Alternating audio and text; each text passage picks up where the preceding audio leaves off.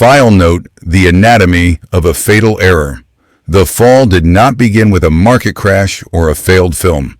It began with a piece of paper, a character reference, an act of loyalty that became a public sentence for years. Ashton Kutcher had built an empire on the perception of being the good guy, the tech genius philanthropist, the co-founder of Thorn, an organization forged to hunt predators in the digital darkness. He held the moral high ground, a fortress built with millions in venture capital and celebrity goodwill. Then came the verdict for Danny Masterson. The letter Kutcher and his wife penned was not just a miscalculation, it was a detonation. It exposed a fatal flaw in the architecture of his public self, a tribal loyalty that superseded the very principles he championed. The man who built digital nets to catch monsters was now providing a character witness for one. The backlash was not a storm. It was a quiet, cold judgment.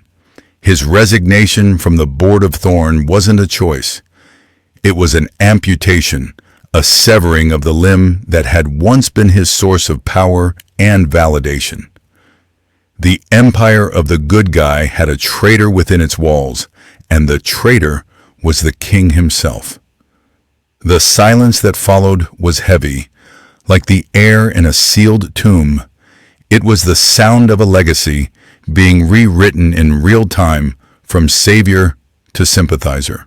A mutilated fate sealed not by an enemy, but by his own hand. Inventory of sins. The foundation of the man was laid in Iowa, but the blueprint for the brand was drafted in Hollywood. Christopher Ashton Kutcher was manufactured into Ashton, the lovable, handsome fool from that '70s show. It was a perfect product, non-threatening, charming, marketable. He leveraged this persona into a media machine with Punk'd becoming the arbiter of a certain kind of televised cruelty disguised as humor. His success smelled of fresh videotape and the quiet desperation of wanting to be more than just a pretty face from a sitcom. The marriage to Demi Mur was the next phase. It wasn't just a union, it was a merger, an acquisition of Hollywood royalty that elevated his stock. He was no longer just Kelso. He was the young husband of a global icon, but the cracks in the facade began to show. Pause. Her 2019 memoir, Inside Out, was a post-mortem audit of their marriage detailing allegations of infidelity that chipped away at the good guy veneer. Early gaffes, like the tone-deaf tweet about Joe Paterno or the brown-faced Pop Chips ad, were dismissed as youthful indiscretions. In retrospect, they were tremors before the earthquake. They were evidence of a man insulated by fame, a man who believed the persona he had so carefully constructed was indestructible.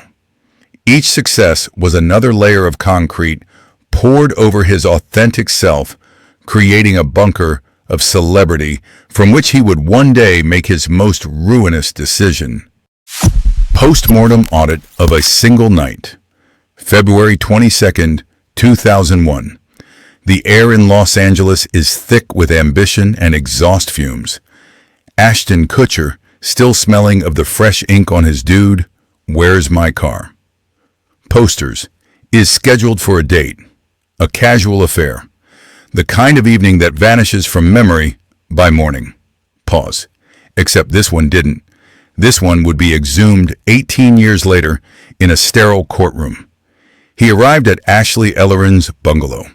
Late. The lights were on, a silhouette of a life in progress. But the door remained shut. Through the window he saw what his mind processed as a clumsy spill. Red wine on a new carpet. An annoyance. A reason to leave. He left. The next day, the spill was identified by the coroner. It wasn't wine. In 2019, the sitcom star becomes a key witness in the trial of a serial killer, Michael Gargiulo, the Hollywood Ripper. His testimony is a flat, emotionless recitation of a non-event, a ghost story where he is the one who walked away unscathed. The machinery of justice grinds on, indifferent to his fame. He is just a name on a timeline, a piece of the gruesome puzzle.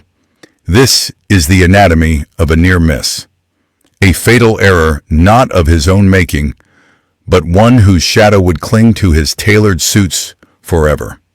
A reminder that in Hollywood, the real horror isn't on screen. It's waiting behind the door that doesn't open.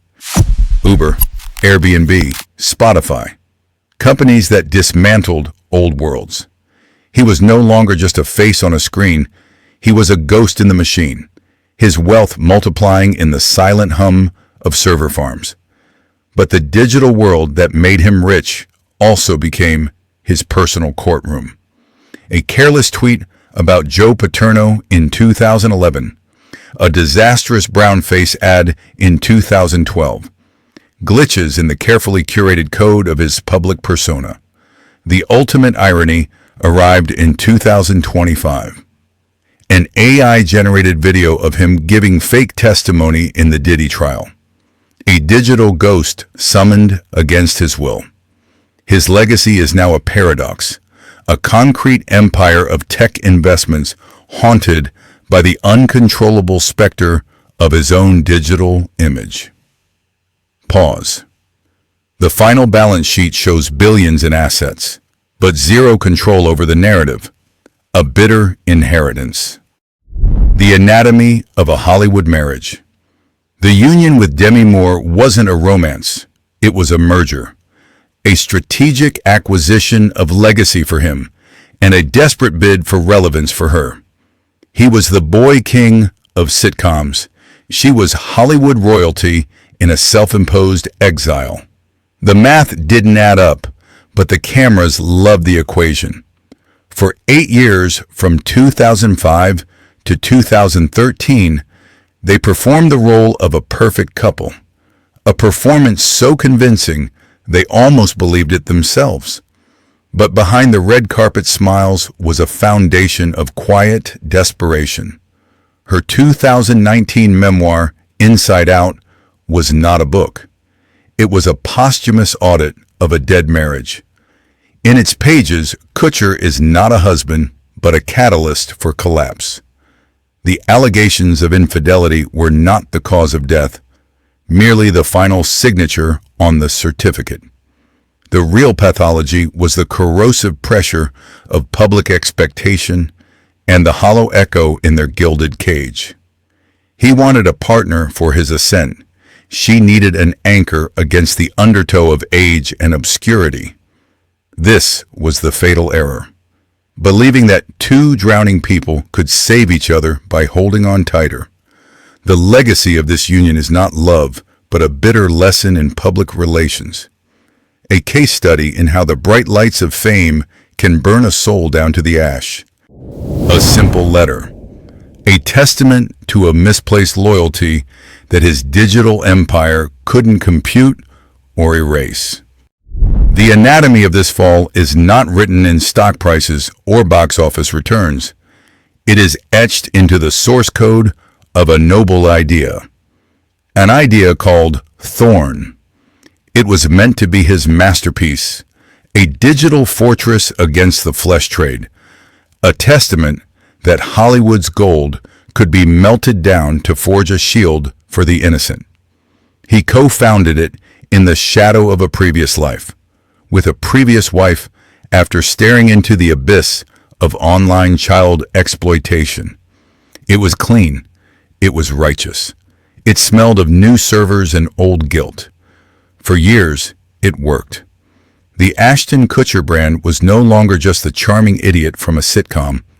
He was a tech visionary, a humanitarian, a savior capitalist who used algorithms to hunt monsters in the digital dark. The public consumed this narrative. It was a good story. But every good story has a fatal flaw, a single thread that, when pulled, unravels everything. His was loyalty, a stubborn, concrete block loyalty to a ghost from a past life, the life of cheap sets and laugh tracks. The name was Danny Masterson. While Kutcher was building an empire dedicated to fighting predators, his old friend was being accused of being one. The worlds were not supposed to collide. The clean room of venture capital was supposed to be hermetically sealed from the grimy reality of a criminal trial. But they did collide. The collision was a single document, a character letter, an act of private allegiance that became a public execution. He and his wife, Miloi Kунис, vouched for the man they knew, the friend, the coworker. They offered his past as collateral against his present. It was a catastrophic miscalculation, a fatal error in judgment. When the guilty verdict landed, the letters leaked. The whiplash was severe. The man who built Thorn, the organization to protect victims of sexual abuse, had just used his considerable influence to defend a convicted rapist.